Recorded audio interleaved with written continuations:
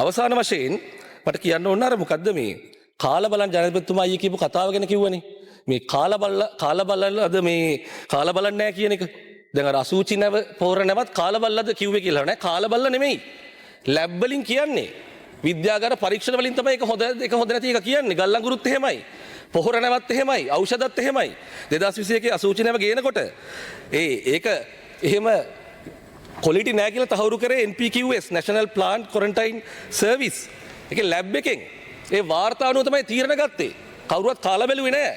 ඒක තමයි රටක තීරණ ගන්න විදිය. ඒක තමයි ජනාධිපතිතුමා කිව්වේ. ඖෂධ බාලයි කියලා නැත්නම් ඖෂධ ක්වොලිටි අඩුයි කියලා තීරණය කරන්නේ NMR එකෙන්. ඒ විද්‍යාගාර වලින්. කවුරුවත් දොස්තරලා හරි හෙදහෙදිව හරි ඖෂධ කාලා බලන්නේ නැහැ මැතිතුමා හරි. ඒ නිසා මේ බාලාශපන්තිය කතා කියන්නේ. කාලා බලන්නේ නැහැ තමයි. ලෝකෙ පිළිගත්ත විද්‍යාගාර වලින් මේවා හරියට පරීක්ෂා කරලා බලලායි තීරණ ගන්නේ. දැන් කාලා බලලා වචනේ හරි ආසති.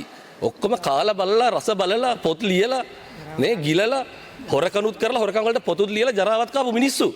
ඒ නිසා මේ විකාර කතා කියන්න එපා කියලා මං ඉල්ලා හිටිනවා. ඇත්තටම ඒ නිසා උපදෙස් දෙන්න විපක්ෂයේ භූමිකාව කරන්න. හැබැයි රෙදි ඇඳගෙන කතා කරන්න. බොහොම ස්තුතියි.